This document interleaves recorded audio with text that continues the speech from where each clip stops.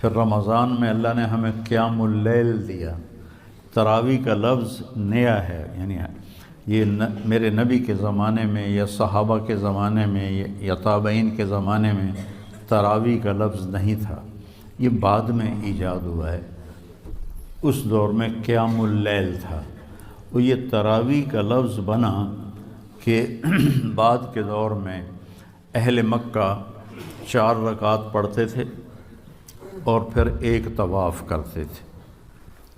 اس کو ترویحہ کہتے ہیں، تھوڑے آرام کرنا، راحت سے ہے نا، اس کا اصل جو مصدر ہے وہ راحت ہے۔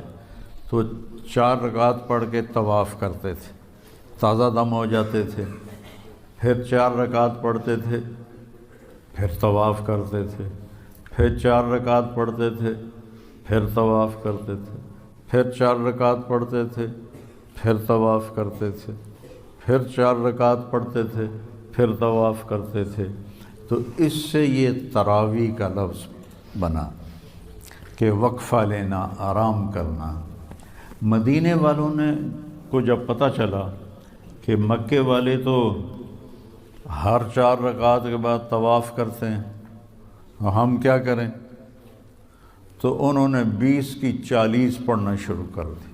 اللہ نے اس امت پہ قیام اللیل، جس کو اب ہم تراویح کہتے ہیں، یہ اس امت کو تحفہ عطا فرمایا کہ اس میں قرآن سنو۔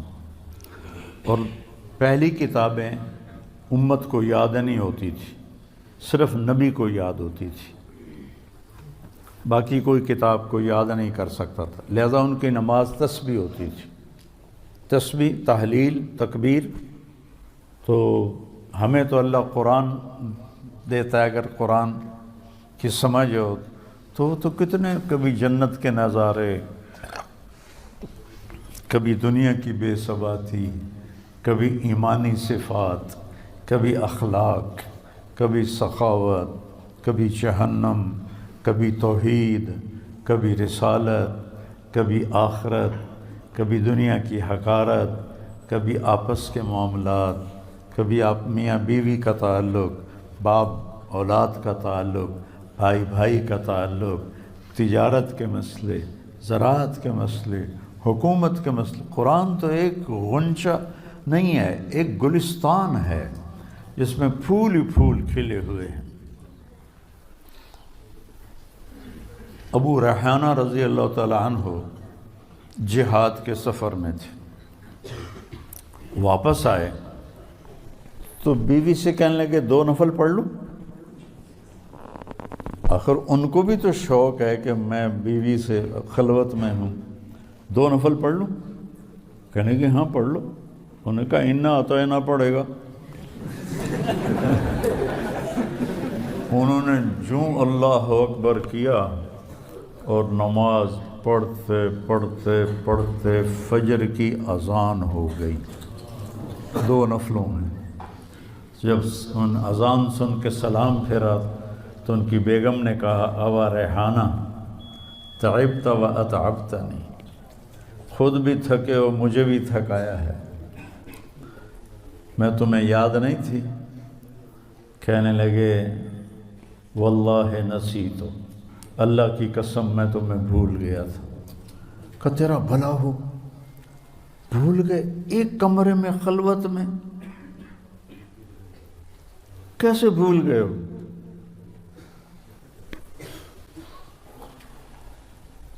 کہنے لگے جب میں نے قرآن شروع کیا نا تو میرے سامنے جنت جہنم کے نظارے ایسے آئے کہ مجھے یاد ہی نہیں رہا کہ میں کہاں کھڑا ہوں، مجھے یاد ہی نہیں رہا۔ تو قرآن اللہ نے ہمیں یاد کروا دیا،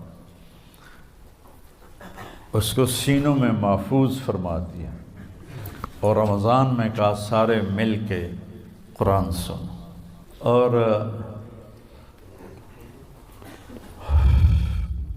قیام اللیل کے ہر سجدے پر 1500 نیکی لکھی جاتی ہے، ہر سجدے پر 1500 نیکی لکھی جاتی ہے۔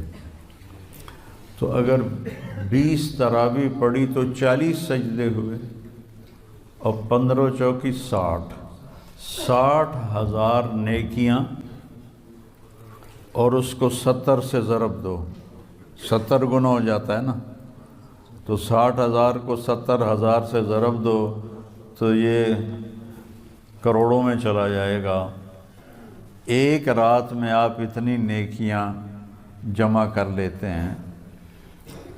8 تراویح پڑھنے والوں کو برا نہ کہو، 20 تراویح پڑھنے والوں پہ اعتراض نہ کرو، یہ کمائی ہے، کر لو تو تمہارے مزے ہیں، چھوڑ دو تو تمہارا گھاٹا تو ہے ہی، گناہ کوئی نہیں لیکن گھاٹا تو ہے، نیکیاں کٹ گئی ہیں۔ تو اللہ نے ہمیں قیام اللیل عطا فرمایا، اور اللہ کے نبی کے دور میں اجتماعی نماز نہیں ہوتی تھی، فرادہ، جیسے ابھی آپ کو جوڑیاں مقرر کی ہیں نا کہ ماشاءاللہ یہ کتنی بڑی نعمت ہے کہ پورے مدرسے میں قرآن گونج رہا ہو، ہر کمرے میں قرآن کی آواز ہو، چاروں طرف نور ہی نور پھیل رہا ہے آپ کی برکت سے، علاقے میں پوری چاروں طرف اللہ کی رحمت برسے گی جب آپ بچے اپنا اپنا قرآن سنائیں گے، کوئی چھت پہ ہے، کوئی کمرے میں ہے، کوئی برآمدے میں ہے، کوئی باہر ہے، تو کیسی بہار ہوتی ہے کہ دیکھ کے ہی، سوچ کے ہی میرا تو ایمان تازہ ہو رہا ہے۔ آپ خوش قسمت بچے ہیں جو حافظ قرآن ہیں۔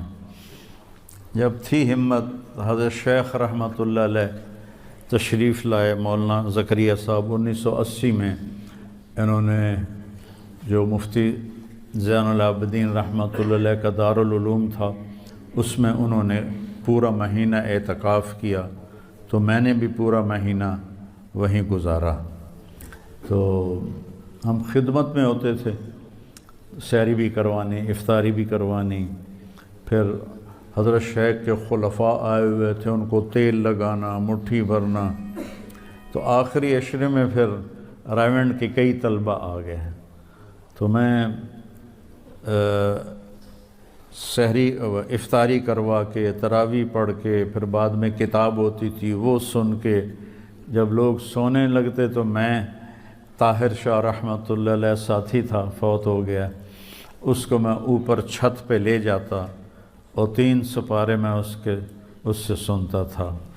تو میں نے 2 قرآن ختم کیے، ایک تراویح میں اور ایک 10 دن میں جو آخری عشرہ ہے، روزانہ 3 پارے، اور تہجد کی 8 رکعات میں 3 پارے میں اس سے سنتا تھا۔ تو اللہ نے قرآن کو تازہ رکھنے کے لیے ہمیں یہ دور، آپ خوش قسمت ہو کہ آپ دیکھیے، آپ کا ہر عمل، ہر سبق کا ہر لفظ کا اجر 70 گنا ہو رہا ہے، 70 گنا ہو رہا ہے۔